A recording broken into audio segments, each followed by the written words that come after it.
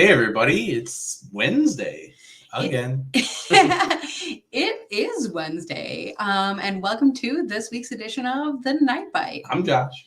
And I'm Emily, and we are doing Wednesday shows because it is show season, Expo season, I should say. Mm-hmm. So with that, we are doing a whole bunch of different traveling, all around the Midwest and that and whatnot. So, Yeah. We're taking Thursday to drive around, so we're doing shows on Wednesday. Yeah, we have to leave right away after work tomorrow, so we decided we'd get on it early. Sorry about the little John, bit of a we're late, coming to see you, dude. notice. We're so excited. John. Yeah, so we kind of got a little behind on scheduling this tonight, but thanks for showing up. Hey Eric, Terry, how you doing out there? Yeah, so how was Sioux Falls? Let's start with the drive.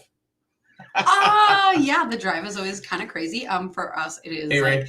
7 hours. But we do find that it is worth it to be there. We do always have a lot of fun. And one of the things about this year's Expo is that it was, and maybe starting last year, but we weren't there. But it was a lot bigger than I've ever seen the Sioux Falls show. So that was a whole lot of fun.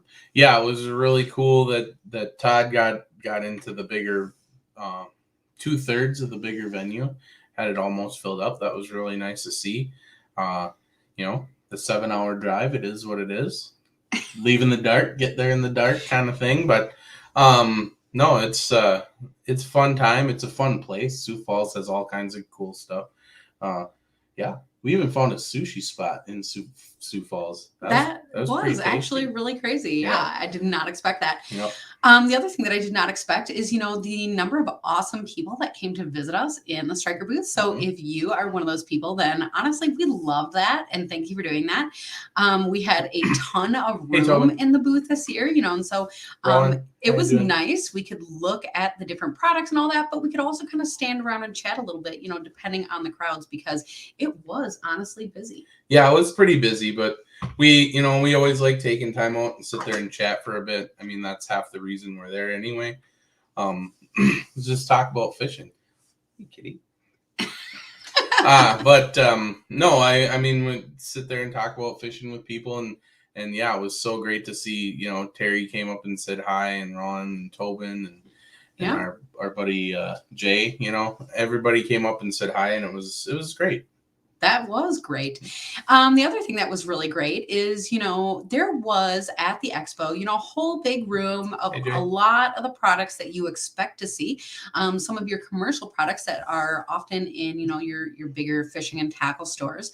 But there is also what we know and love about the Expos, quite a few of those smaller products. Mm-hmm. So, that is always a great time to see. And I guess when I say smaller products, I mean like family-owned businesses, because not all of the products were actually small in size. When you think about fishing, you think about, jigs and all of that. But what was that awesome vehicle called?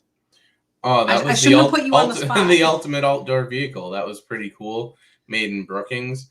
Yeah, it was like a little metal tank, but it was a boat. Yeah, floats and goes over all different types of terrain and ice. Really cool. Really a unique vehicle. Mm-hmm. So very cool. It's cool to check it out. Things that I never would have thought of myself. Yeah. What was your favorite thing that you saw there? Oh man.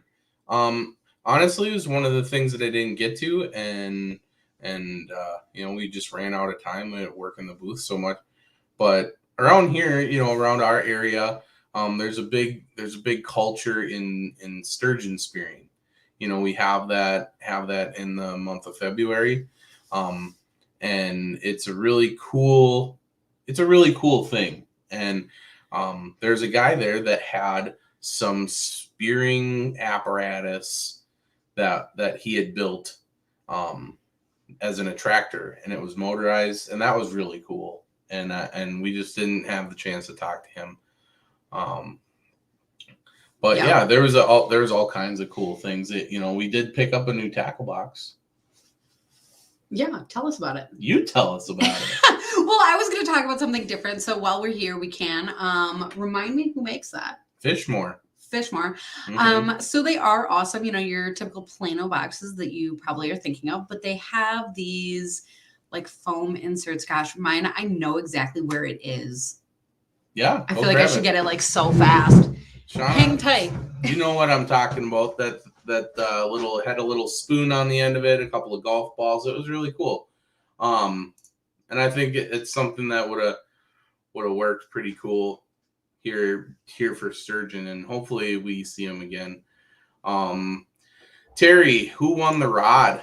Well, for those of you that don't know, I put one of my personal ice rods up for auction the other day. I had to clear out some room in one of my rod boxes, and our buddy Jim won the rod for $105. I would have never thought the day that somebody wanted one of my rods for 100. But maybe if you stay towards the end of the show, we'll run down and grab a couple of them that we just start getting off the rod dryer right now. So those will be going up. Those are some of Emily's works of art, and they're pretty cool. Yeah, so if you are looking for, you know, unique rods that function awesome, you know, keep your eye on the page because they're coming. Yeah. So, Back to the really Fishmore quick, box. yeah, back to the Fishmore box. And this is actually something that we were told about during the expo, and I hadn't even gotten over to see yet. But like I was saying, you know, your typical box, you can see the reflection. Hey, check out our setup up there. But when you open it up, is that not so beautiful? So each of those grooves is actually a slot that you just slide the hook into, and this is the T3 Pro, I think it's called. This is the first time I saw them here at Sioux Falls. You know, other people have talked about This is them. going to be easier. There you go. Just had never seen them before, and it's really awesome. I really like it a lot. I'm gonna have to get one or two more. Well, and it is amazing the number of jigs that I have been able to fit in here. Like I took an entire one of these boxes. Normally they have, you know, all the different separators and all the different ways. And I took an entire box of just crazy situation and turned it into, do the jigs come with it? Honestly, like maybe because like I make all these and when this gets full, it means I can't make any more. So that kind of stinks. It's the off season, you know, ice isn't here yet and the boat's winterized, so I'm gonna have to do something with my life. Yeah. But they also come with, oh, did I show you? Yeah, all these little grooves. I got so excited about the jigs. And like they come out like that easy. You picked one that's right behind. Right, but oh, of course. You're like, quit moving the box. Well, it's hard because it's backwards. There you go. So then you just put it back in. See if I can mess up Emily's box already. Can't. Press it right back in. So it really is that easy. But the nice thing is, you know, and if I were to lock it, but I mean, you can sit here and shake this and shake this and shake this. And there's big jigs and there's little jigs and there's everything in here and like nothing comes out. Yeah. Along the sides, and I don't even have it here, so I'm going to show you like I do, but they come with like a really nice sticker that fits this spot perfectly. So if you are the kind of person that, you know, stores them, you can really easily like go through and figure out what is what. So yeah. That is actually, that was a really fun thing to stumble upon. Yeah, it was really cool. So yeah. Where were you going before I went on that tangent? That's okay. So we were working the striker booth, so we were just across the aisles from Aquaview. They had their quad cam there, so I was over there spinning the quad cam, watching my face move from all the different cameras. That was really fun. But the other booth that we were right next to was the Garmin booth, and let me tell you what, that was one booth that only lasted for 6 hours because they had, what did they tell us, like 30 units of the Panoptic ice bundles, and by the end of Friday, 6 hours, there was one left, and it left Saturday morning. And so that booth space was empty before the main show even started. So that was pretty crazy.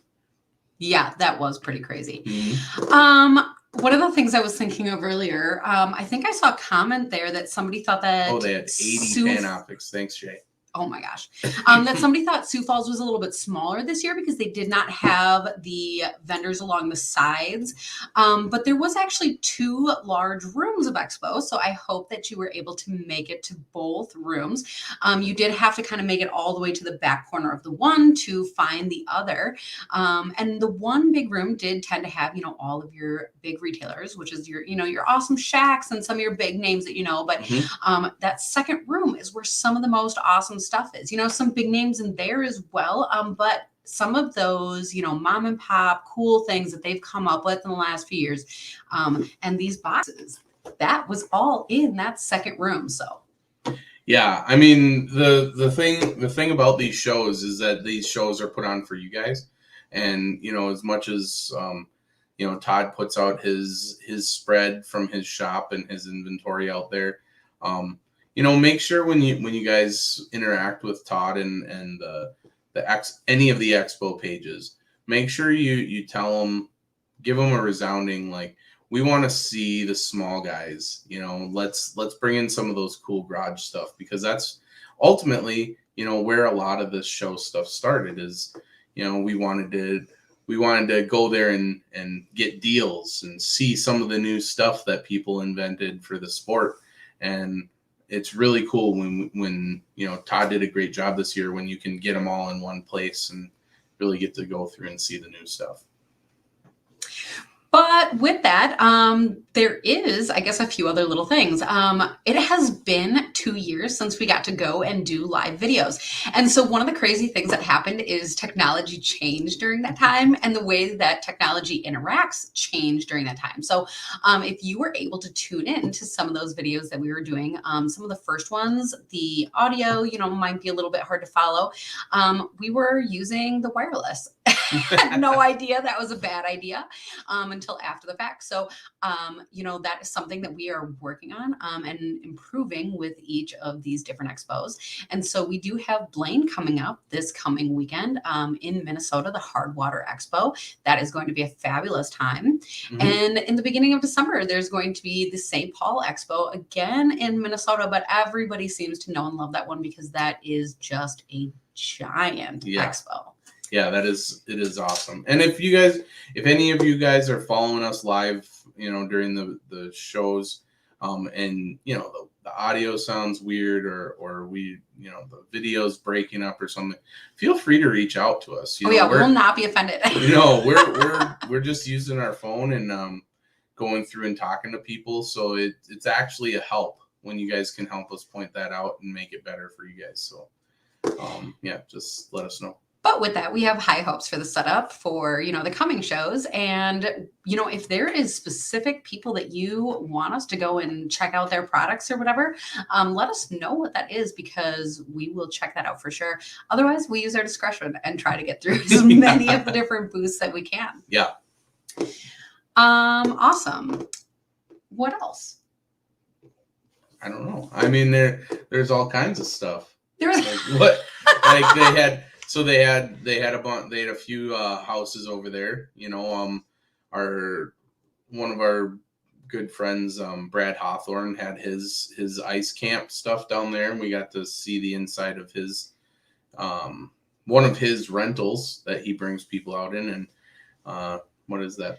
They were doing a drawing, I think, for like a stay in that. Mm-hmm. I mean, that would be really nice. Yeah, it was super nice. I don't know. I mean, there's all kinds of stuff. Terry, you're saying in Iowa or just South Dakota. Was that in relation to your previous comment or something else? Because, sorry, I'm trying to follow that. It looks like people are talking about maybe electronics. But that is something that we are finding at these expos. We're talking about products flying off the shelf. But, that's going to happen, in retailers and all this as people are getting product in for ice season. There were people who didn't have stuff at the end of last year, so things are going to be selling quick. Mm-hmm. Mm-hmm. Yeah. I guess with that, ice season is starting to to creep closer. I wasn't able to get on the water this past weekend, so I'm a little bit lost because I don't have, a report for that. I can see driving around that pretty much nowhere is actually ice yet, but I actually don't know our local water temps. So that throws me off a little bit. I did see in some places they're starting to get some skim ice. And gosh, I just cannot wait for that to get here. Yeah, and that being said, I mean, one of the big things on everybody's minds is ice safety. We had a request to do another ice safety show. We did one last year. Got the request this morning, so we figured we'd do that out. Great minds think alike, and our buddy Clayton Chick on his Clayton Chick Outdoors on his YouTube just put out a video on ice safety. So while we're talking about it, maybe check that out tonight or tomorrow. See if it lines up with some of the stuff that we come up with. But yeah, as we're going through this, pop in with some of the stuff that you guys use, because just like any time else when we're doing the show, just it's all about sharing information. And so it's not just us sharing information, it's you guys and then us helping to get that out there too. So and one of the things that I totally have to admit off the bat is, some of the different, we can talk really easily from the perspective of being an angler, bringing your stuff out there and all of that. But, last year the snowmobile was kind of new to us. And, I know people bring a whole array of other vehicles out on the ice. So if you are one of those people and you have tips or tricks for, getting out on the ice, getting your family on the ice, or, keeping your different vehicles safe, those are things that I would love to hear more about. I know that there was a company, what is that awesome red flotation device? Yeah, the Nebulous is no longer. It is no longer. And I think that, it was a very kind of pricey product, but it had a huge use and so a huge worth. But again, that is no longer. So what are you guys doing out there, for vehicle safety? I'm super interested in that.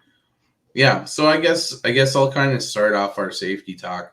One of the things that I like to do, and I guess it's kind of, I don't know, for me it's a little different because I fish with Emily all the time and she fishes with me, so that's kind of our buddy system. But like Facebook, and when that's kind of how I tell people where what I'm doing, right? But for those of you that fish by yourselves, the first thing about going out safely, whether it's camping, ice fishing, hunting, any of those outdoor sports that you can be out there by yourself, is just tell somebody your plan. When you're going, when you're planning on being back, especially something like, if Emily and I go camping, we'll probably let one of our buddies know, because that's 2 days out in the ice, and a lot can happen in that time. But make sure that the person that you tell is not a fisherman, so they don't go and take your spots. No, I'm kidding. I really am kidding. But addressing one thing from the comment, Roland, a few, no Nebulous anymore. Yeah, they did go out of business. I think that they tried to sell. And I'm not sure if nobody bought the company or what the deal was with that. So, if you are looking to start up a company, go and check that out. But I think that they were kind of honoring different agree and whatever, I think some of the customers had, if you have a warranty and all that, I think that they were upholding all of that. But honestly, at this point, I think that company went under almost 2 years ago. It might have been even right before COVID. So, if you have one, go and check into that information. But if you don't have one, I think I've even seen 1 or 2 still being sold on the internet, but I don't think that it's going to continue as it was. Yeah, Tobin, I'm not exactly sure. I haven't heard of anything coming up. I know around us, like a few of the lakes down in towards the Wisconsin metro, the Milwaukee and Madison area, do require, flotation on ATVs. And so people make like these floating hubcaps and stuff for their ATVs. But as far as snowmobiles go, yeah, I'm not really exactly sure. what's up for that? But a great opening in the field for somebody to go on in there and do something like that. Because I think safety, I don't want to say it's a growing topic, but it's something that everybody really should be aware of, and it should be kind of at that forefront of the conversation about ice fishing. Because ultimately, I mean, the goal is to go out and catch fish and have fun, but really the goal is to be able to come home so you can go back and do it again and again and again. Mm-hmm. So I see there are quite a few people throwing out some different things that they, bring with them as they go ice fishing.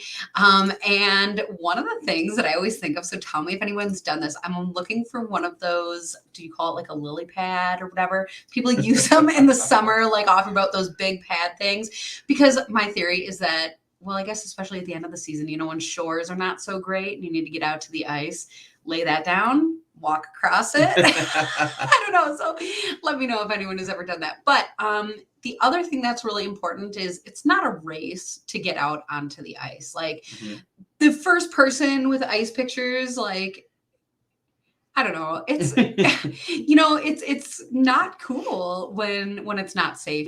That's a scary situation. And a lot of people are like, oh, I can stand on two, or I'm fine this, or whatever, or I've done it. But that's the thing is nobody expects an accident. That's never on purpose. Nobody wants, a terrible situation. So, that's really important is just wait for, gosh, even 4 inches of ice. I know that sounds like a lot. 3.5 sometimes people go. Yeah, I'm a big proponent of 4, just because no ice is safe. I spend a lot of my season out on the ice in a work capacity, so I go water sampling in rivers and lakes, and I'll tell you what, like 2 inches is really hard to break through when it's clear and solid. 4 inches is really easy to break through when it's slushy and yucky ice. So it really doesn't have to do with the thickness of the ice. It's the condition and the quality of the ice. And unless you're out there every day, like unless you're a guide, unless you're lucky enough to have your winters off and you can go every single day and keep track of those. I can't. I go, Ray has a great point here. He's 150 pounds, fell through 11 inches. I can, I'm a little bit bigger than that, but I fell through in the middle of February. It just 20 some inches of ice and I found a hole somewhere, and I went up to my waist. So it happens, and you just have to be cognizant. And I 4 inches is minimum for me. But I do really like what you were talking about because, 2 inches of clear ice versus 4 inches of slushy ice, so when there is, kind of general guidelines out there, it is important to follow, but how, as an angler, do you go about being very careful? And I think the answer to that has to be a spud bar. Mm-hmm. So a lot of times when people have a spud bar, a big metal bar, do you call it anything else? I think that's just all it's called. If you go and look for them, usually they're a bright color. And unfortunately, when you go out on the ice, usually you see people using it as like a walking stick. And it's like, I know it's slippery and I know that we're not totally used to actually the ice yet and the traction and all of that. But, just carrying that with you doesn't actually add anything. Yeah, there you go. So how do you actually use a spud bar? So a spud bar is something where each individual has to find out their specific strike with it. Okay, so they're meant to be heavy, so you don't have to wear your arm out a lot, but you have to be consistent in how you hit the ice. And so for me, I'm comfortable with three of my strong hits, and then I move forward. And when I say move forward, I move like 5-10 feet, depending, and depending on how the ice feels, you can feel. Sometimes it's less than that. Right. Because when you feel the ice and it'll make like a tinging sound when you hit it. because it's hard. And then you can feel a little bit confident. When it's mushy and a dull sound, then it's less forward momentum. Then it's, 3 to 5 feet. And, you can figure that out, when, especially early ice, you can chip down, and then once you bust through, measure the ice, and then hammer on it and see how many times it really gets you to go through, and then divide that by half. That's like way too much for me. So what I do when I go out there, because honestly, I like walking with the Spud Bar because it's kind of become, I guess, a safety or a confidence piece, and I hit, some people are 3 times, 4 times, this many. Honestly, fish all year in a boat, Steve. Yes. No, when I go out there and I use my Spud Bar, I mean, that's the thing is you are hitting in that exact same spot. You are making a divot in the ice. The goal is not to keep the ice exactly intact is the way that you found it. And so one of the things that I know that I can do is I can go out there and, I try really hard to not spud on the spot that I'm actually planning to fish. So this is my walk out, because absolutely I will scare fish in every zone in every corner that is close to me. So taking that Spud Bar, and honestly, I will whack it a whole bunch of times. And my whole reason for that is because I am not as confident in, 3 hits, 4 hits to be able to tell enough depth or tell enough for me to be confident and safe. So typically, honestly, what I will do is I will chip until I see probably, I don't want to say 2 inches of ice, but that's pretty fast when you have a Spud Bar, when you're hitting, it doesn't take that many whacks. But if I can see, 2 inches of ice and then some even below that, that's one of the things that helps me feel confident, because if your Spud Bar is not hitting right through instantly after those 2 inches, then you're probably more likely to have 4 or a little bit more than that. But then at that point, I like the Spud Bar when I'm questioning how much ice. But when I start getting, 4 inches, I know that there's some, then I am going to drill out. And that is something that I think Tobin was talking about here, spud or drill. But I will be honest, I am too nervous to drill if I think it's going to be thin, because I don't know. I just feel like that's making a bigger hole, and maybe I have a more likely chance of falling through. Maybe that's false information. So I don't even know, but I use the Spud Bar the earliest season, and then I will go to drilling. One other thing before we move on from the Spud Bar, it's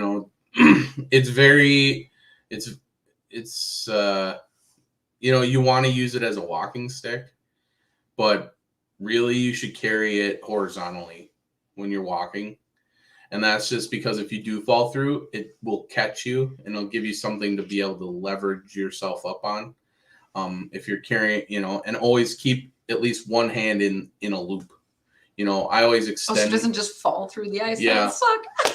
Yeah. So those are 2 little things, just to practice. It took me forever to remember to, not walk with it like a walking stick. But and the loop.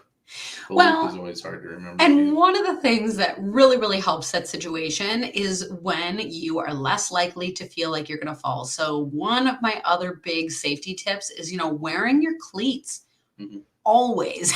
I think sometimes they're a little bit hard to wear, or it's an extra step, or this or that. But when you are able to have a more sure or steady step, first of all, you're not going to fall and crash through the ice that way, because that would be terrible.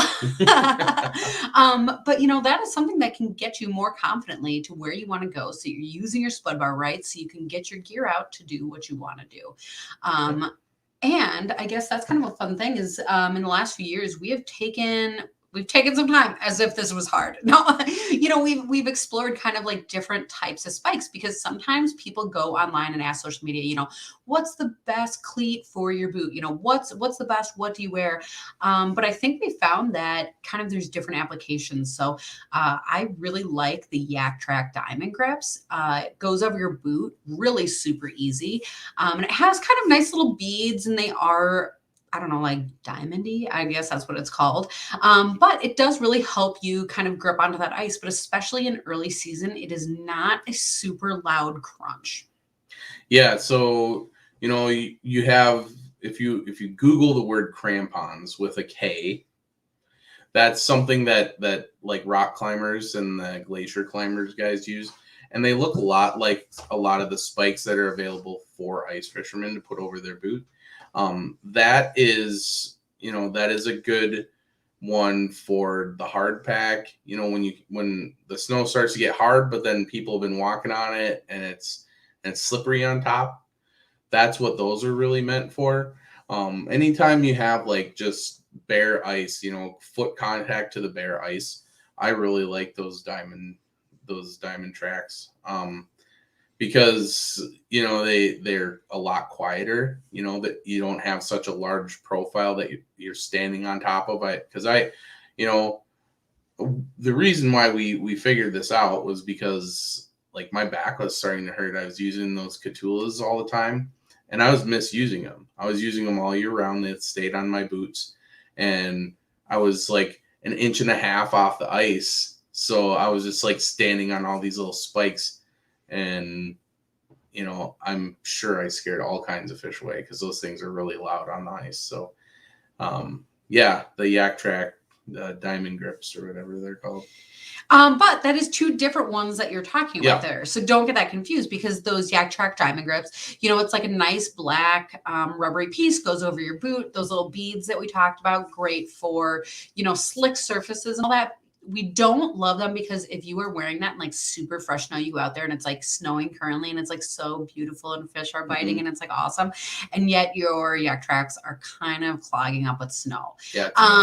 It is kind of a little bit crazy. So in that case is when you do turn to your Catulas, and they're not quite as easy to put on, but boy, do they grip those boots, and they do not go anywhere once you get them there. So something that I'm secretly a little bit jealous of. Maybe I need to get myself a pair. But on the other hand, when there is snow like that, I tend to think I don't slip quite as much anyways, because then there's some pack to be standing on. So I guess kind of an experiment that I'm doing going forward. If you guys have different cleats that you love, let us know what you're using, because I always like to check that out. But a few people like the Yak Tracks. Jay the Corkers makes a great cleat. There you go. Tobin, going back a little bit, uses your GPS for a bread trail on first ice to take the same path back to the shore. That's really a great idea. Sometimes you swear you're going the same way, and just being a little bit off, those ice conditions can be different. So love seeing that. Awesome. After that, what's next? So the other thing that I think people often leave behind is, I think, one of the most important pieces. And gosh, I don't ever know what to call them other than spikes. So I know sometimes I accidentally call cleats spikes. And so I'm sorry, that makes for a confusing transition in this conversation. But, the spikes, the ones that go around your neck, and sometimes they're like on bungee cords or whatever. Sometimes people like clip them to their bibs. But those spikes are probably the most important tool that you have out on the ice with you. Yeah. I mean, that goes along with carrying your Spud Bar horizontally when you're walking, have your spikes around your neck, picks. Yep. Oh, there you go. Picks. Yep. So the ice picks. So there's a bunch of different kinds. There's some that have the retractable guard on it so you don't poke yourself. There's some that are just wooden dowels with nails shoved into the ends of them. Anything that you can comfortably grip, and then whatever metal piece sticking out, anything to help you just be able to pull yourself out. Hopefully you never have to use them, but that you'd be glad you have them if you did. And preferably something that is made of kind of a floaty material, but something that is absolutely easy to get to. Because if you're like, yeah, oh, cool, I have them, but they're in my tackle box. Like, you better hope that your tackle box goes in with you and that those are in a pocket that you can get them out, because in that moment, nobody wants to talk about it. But then in that moment, when you fall through, everything happens so fast. And no matter how good of a swimmer you are or aren't, that cold water will hit you, and it is crazy, you know? So having your picks in a place that is easy to get out, easy to use, and can get you out of that water, that's something that will go a long way in making that day as good as it can go after that. Yeah, so Ed brings up a good point. So why do we talk about having float suits if we still have to carry all this other stuff? Well, the thing about the float suits is that um, you know, they're meant to be neutrally buoyant. So then you're sitting on top of the water or just a little below, and you're not, sinking. And that'll assist you on being able to slide out because, you just have to. It helps you slide over the top of the ice instead of trying to pull your weight straight up. So, for example, I had the unfortunate circumstances of going through in February. I was in a funky little spot. There was like a stream that kind of fed into a lake, and I knew that there was open water in front of me. But to be honest, I was certain I was standing on land, but I wasn't. And so I can't say that I went under, my head never got wet. But even being in, 2 feet of water, but then there was 2 feet of mud. And so, I'm more than 4 feet tall. I mean, I'm like not that tall, but you could tell I'm more than that. And, you would think that would be so easy to just get out of. But I will tell you what, I did not have my ice picks with me because I didn't think I needed them. I thought I was on land, it was a crazy situation. And, I ended up, because I was close to land, I was able to grab the grass. At the time, I did not have a float suit, and who needs a float suit in 2 or 4 feet of water? That sounds crazy. But what you don't expect is how heavy your different layers become. So even if your ice suit has drainage in it and that water can get out, if you're wearing sweatpants, if you're wearing jeans, if you're wearing anything under that, those layers will get heavy. Your boots fill up with water instantly. Like, it is amazing how heavy that is. And so everybody imagines that you can just like lift yourself up like a pool. But there's different factors that go into that. So if you are at a spot where the ice is going to crack further and you try to put downward pressure, you may continue to crack that ice as you go along. If you're along the shore, like I was, that's a different circumstance. And, hopefully you can get out like I did. But that's the thing, is you never know what you need to be prepared for. Yeah. And Tobin brings up a good point. Having, we all have to clean our boats out, or at least, have something around in the garage. The throwable seat pad and a life jacket, both are good options. Have little kids wear life jackets when they're running around. It'll keep them warm, in addition to keep them be able to float. And ice is slicker when it's wet, Yeah. Is a really great point. So that's the other thing, is I think in the past I was always like, well, couldn't I just like roll out or something? I don't know. Like, I don't know how to describe that. I just imagine myself being able to like maneuver out, but exactly like you're saying, it sounds stupid to say that ice is slippery, but like, it's amazing how slippery the ice can be. Yeah. So with that, some of the times when I'm preparing to go out on the ice, it's not even for my own safety, because, there's a whole lot of comments in there. Like, I can tell a lot of you guys that are listening to the show are safe. You have a life jacket, a float suit, spikes, cleats, whatever you call all of these things, but that's the thing, is not everybody on the ice does come prepared, and some people don't know when they aren't prepared. We've seen a huge influx of people into the sport, both open water and ice, and something as simple as having a rope with you at any time.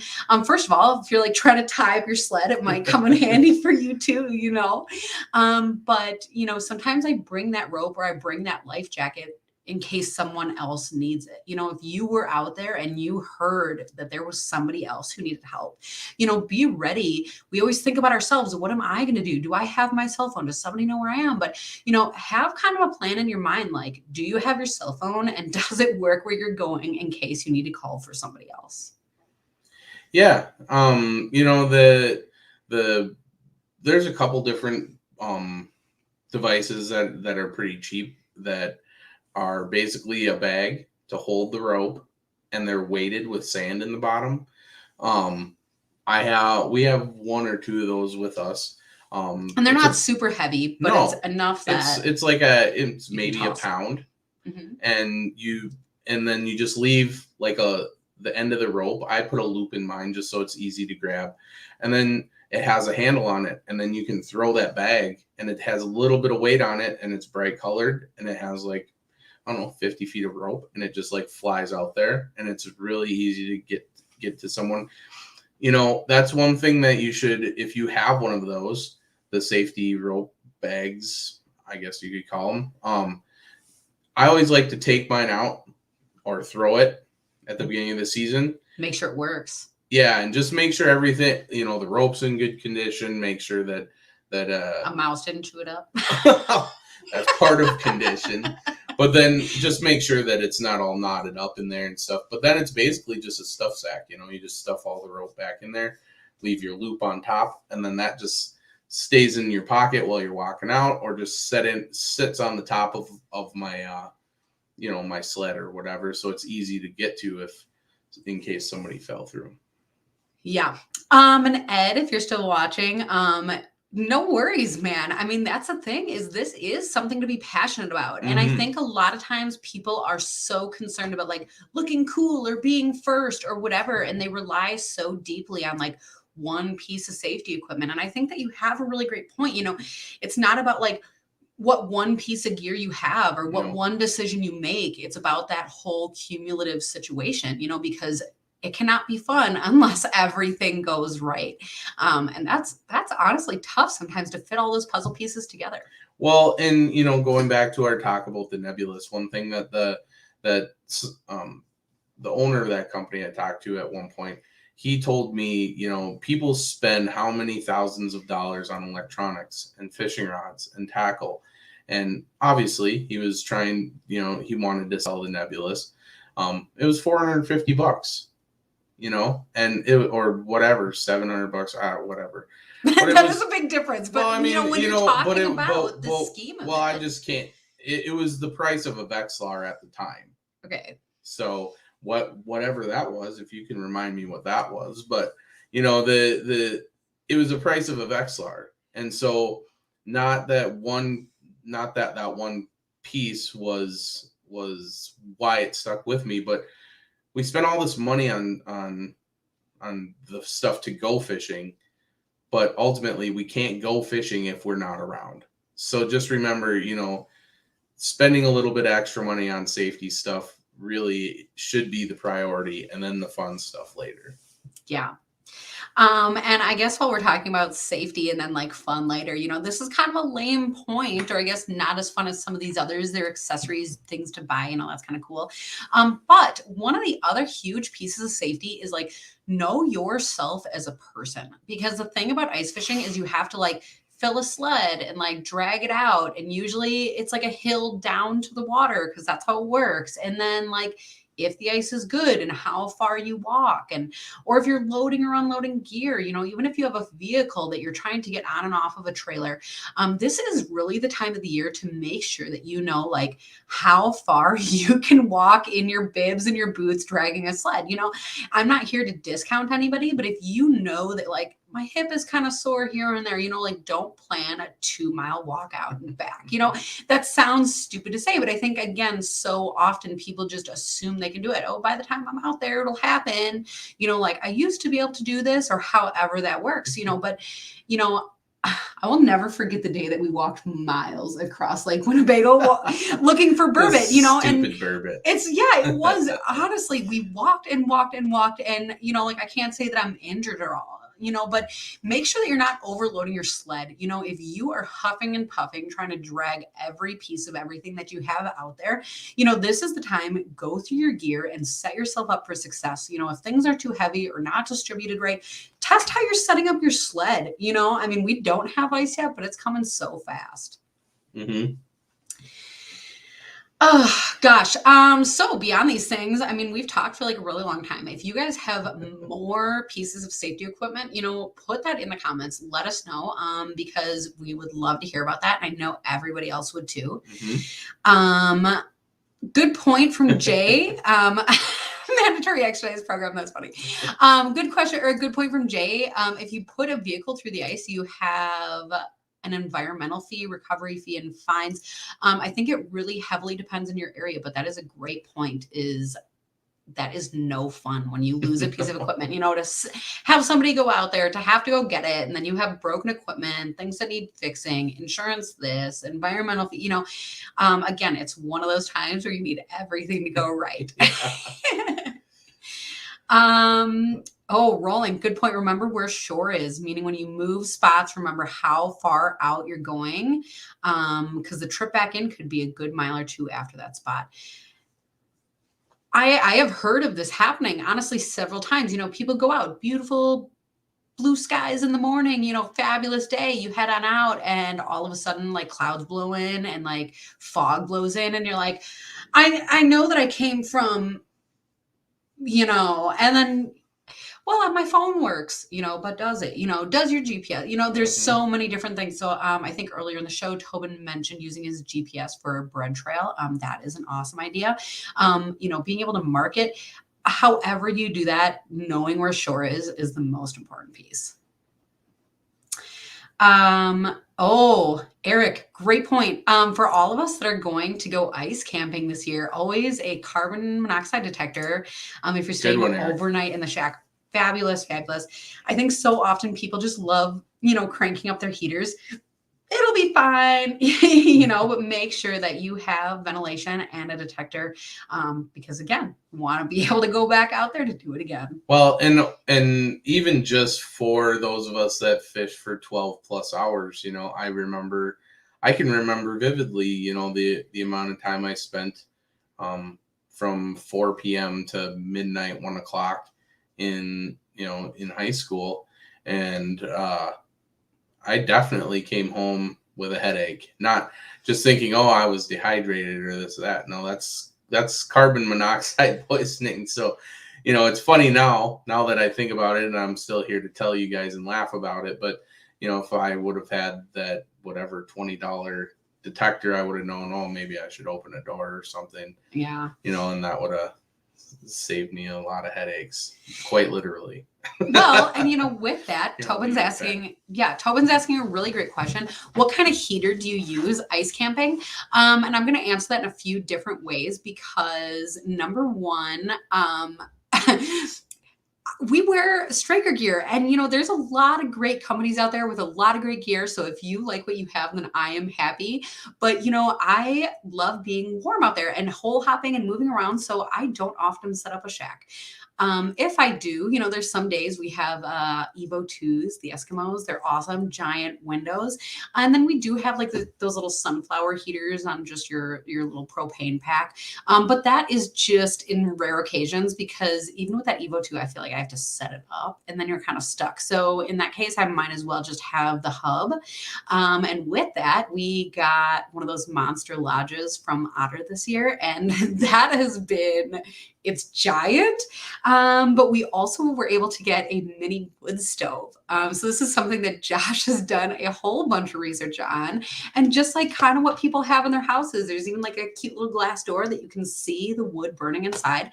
So we're just going to get some little small cut hardwood pieces and pop them in there. And there's a smokestack goes out one of the windows. So it's going to be an awesome setup. And honestly, I plan to cook right on top of that. It's going to keep the shack warm. And we will give you more updates as we use that, because that's going to be a whole new situation for us. So I've seen only a few people online trying that out and doing that, but that's coming up for us. What kind of heater? If I didn't say that, we do use also those buddy heaters, but I've heard that there's that new one out. I think it's green. I can't think of the name of it, but it has a thermostat. So I'm looking forward to doing an interview with one of those guys at, I don't know, one of these expos coming up. Maybe St. Paul will see them there. Oh gosh, more people talking about not getting lost on the ice. Oh, there it is, the wood stove. See, isn't it hard to get it in the camera? See how small that is, though? And then there's like a little wood or little window on the front. It was like $120 on Amazon. But you found it even on sale, so that was secretly an awesome thing. kind of a cute little heater. So I'm really looking forward to that. Josh, it looks like he went downstairs. He knows that we are almost nearing the end of the show here. So we did hint in the beginning kind of about some upcoming show that more. Oh, go back and get that thing. Okay. We'll bring it out. We're gonna probably do like a video review on it, especially when it's heated up. Josh has already done some playing around with it, but we'll show you how we set it up into the Monster Lodge. It has feet that unfold. Yeah, honestly, I did have to do a little bit of modifying to it because it is not the most highest quality model of thing. But after I shored it up a bit, it is going to be a sweet little runner. Yeah, and it has these nice little things on the side, so you can, I don't know, dry my gloves. I guess I don't really wear gloves, or I don't know, use it for something. I guess I'll let you know when I figure that out. Yeah, but the smokestack is pretty big. It'll go out the shack, and that'll be awesome. If you have more questions about that, maybe I can hook you up with Josh and some of that information later. So, try to put something in the comments. Who made it? Honestly, it didn't have a name on it. I was going to try to read it for you, so that's yeah. There's no name on it, but I can put that in the comments. If you check later, I'll put a link for it in the comments. It is some. Just something off of Amazon I found. So stay tuned. Mm-hmm. But we had started kind of the episode talking about different rods and everything, and one that Josh had somebody win in an auction. And we have some here actually that are going to be going up soon. So if you yourself are interested in a rod, these are all panfish rods. Mm-hmm. Yep, I was looking at them to make sure I wasn't misspeaking. And all kind of a mid-range rod. You're not going to find, it's not going to be super short or super long. So if you're looking for something like that, this is a great application for most panfishers. Bert, that's Flame King was the heater with the thermostat. Yep. So first rod, kind of a purpley red color, kind of a drippy design on the handle. No problem, Bert. I don't know, tied up kind of cool. You probably can't see this. It's like the thread is wrapped around the rod. So, we'll post different pictures of that, but a little sneak peek of kind of an awesome rod. And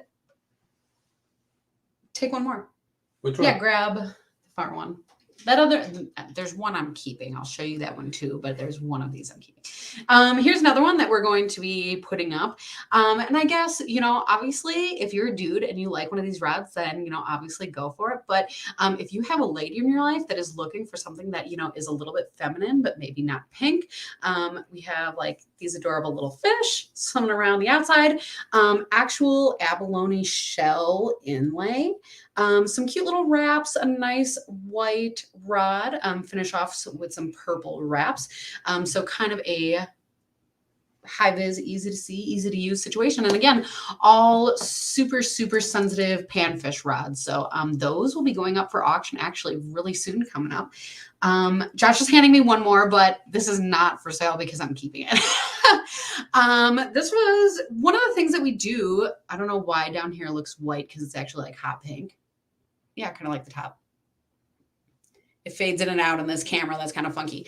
But the handles are wood burned, and then I use like colored India inks to dye them up. And this was honestly like my first attempt at the handle in that method, and my first tiger wrap on a rod. So that's also pretty hard to translate into the camera. But if you see me on ice, come and check this out because I am super psyched to be using this rod this year. Awesome. Yeah. So with that, lots of great ice fishing talk tonight. Lots of great safety features, and I'm psyched for ice. So I'm ready. Yeah, I'm ready. Let it freeze. Yeah.